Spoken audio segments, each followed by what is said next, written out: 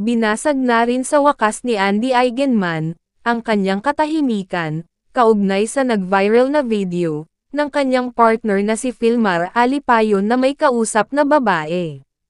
Sa kanyang post sa social media stories, ay pinagtanggol niya si Filmar, at sinasabi niyang pwede raw itong lumabas, at makipag-inuman kasama ang kanyang mga kaibigan.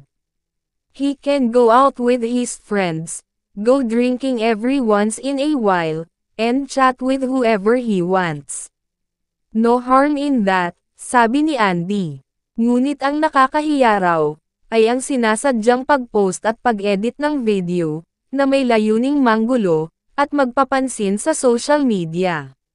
What's shameful is purposely posting, and editing a video to cause a stir, disturbing the peace of people, and dragging them into their negativity, just for some social media attention, sabi ni Andy.